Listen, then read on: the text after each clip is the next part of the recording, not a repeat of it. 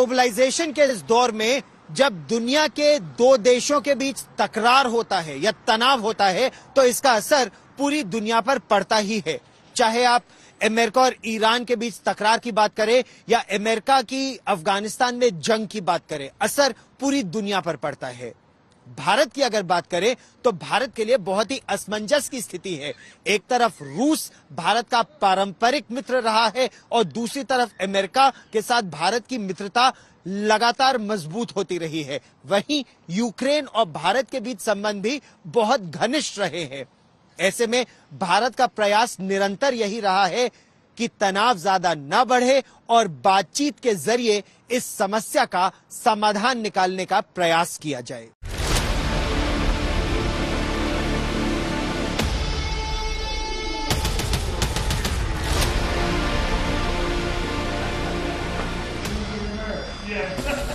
शीत युद्ध के दौरान जब दुनिया दो खेमों में बटी तो भारत ने कूटनिरपेक्षता का रास्ता चुना। न इधर न उधर, अपना रुख अलग। लेकिन उस दौरान भी रूस से दोस्ताना कायम रहा।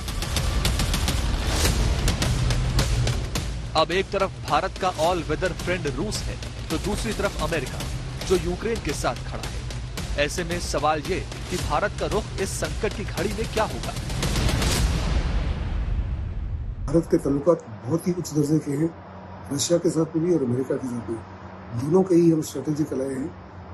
हिंदुस्तान ने जो अभी तक पॉलिसी अपनाई है वो बड़ी फर्स्ट क्लास है कि एक पॉलिसी ऑफ एम्बिवेलेंस है।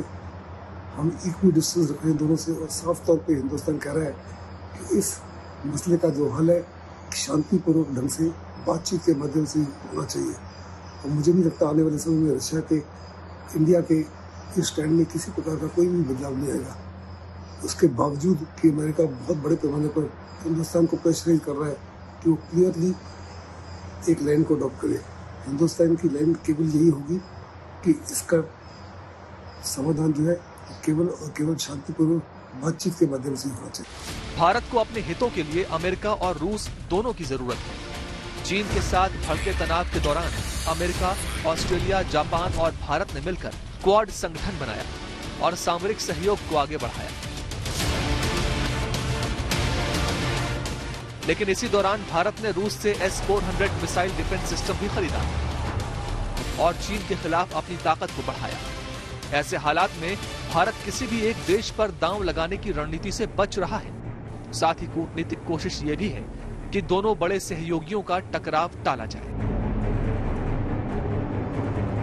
भारत तो डेफिनेटली वॉर नहीं चाहते।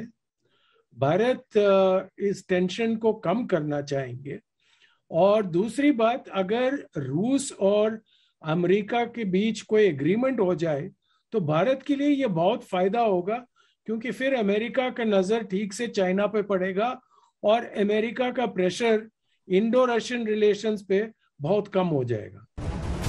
रूस और नेटो के बीच बढ़ते तनाव में भारत के लिए किसी का भी पक्ष लेना मुश्किल है। लिहाजा हमेशा से शांति का पक्षधर रहने वाला भारत संतुलन बनाने की कोशिश में लगा है। कोई साइड लेने के पक्ष में इस तरह से ओपनली नहीं है, लेकिन भारत एक रोल अदा कर सकता है कि रूस और अमेरिका के बीच में एक किसी तरह की मीडिएशन में आ जाए, किसी तरह का एक मैसेंजर जिसको कहते हैं दोनों के बीच में, ताकि अगर उनके बीच की जो गहर परेशानियां हैं या जो मिसअंडरस्टैंडिंग्स हैं, क्या उसमें भारत को मदद कर सकता है।